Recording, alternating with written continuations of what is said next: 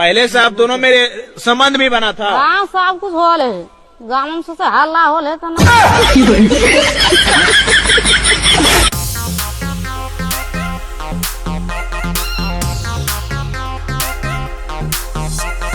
हाँ सब कुछ हो ले।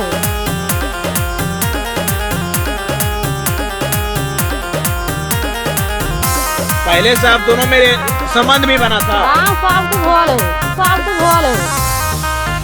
और अपना ही दिलवा हम दे दिलियो तोरा, प्यार को के हमारा रे दे देही धोखा। लग रहे लड़का रखेंगे रखते में तो जैसे काम। और अपना ही दिलवा हम दे दिलियो तोरा, प्यार को के हमारा रे दे देही धोखा।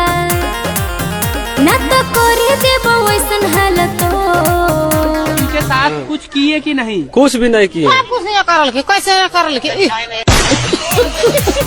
और सदिया करो भी हमरे जोर न हो देबो दोसरा के तोर। सदिया करो भी हमरे जोर न हो देबो दोसरा के तोर। जबरदस्ती शादी आप क्यों कराए लड़का से? जबरदस्ती कोई ना करल के, अगर मोना है तो आप करते कि दूसरे को करते जबरदस्ती। लड़का आपसे मिलने गया था? हाँ क्या करने गया था लड़का आपके पास? हाँ तो पूछिए इससे क्या करने की। क्या करने गए थे आप इनके साथ? घूमने के लिए गए। हाँ घूमने में मेला लगा ले वहाँ घूमे ले गेले।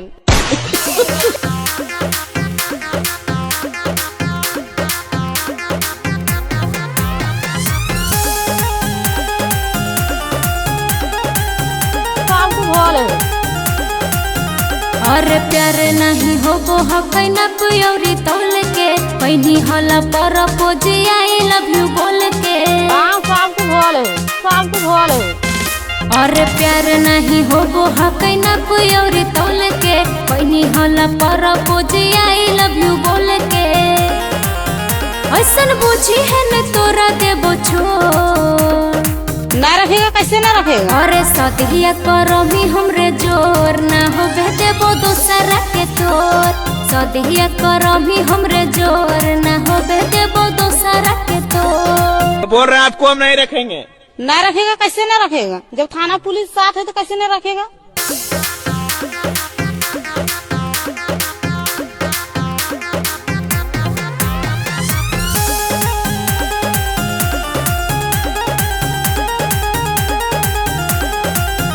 और कहीं सब काम छोड़ा हमारा तू जोरा रे, करिए के प्यार बनो हिल तो खोरा रे। पहले से आप दोनों मेरे संबंध भी बना था। हाँ सब कुछ बोले। और कहीं सब काम छोड़ा हमारा तू जोरा रे, करिए के प्यार बनो हिल तो खोरा रे।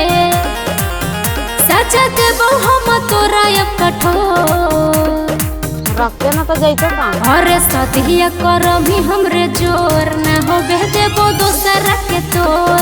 सदिया करो भी हमरे जोर न हो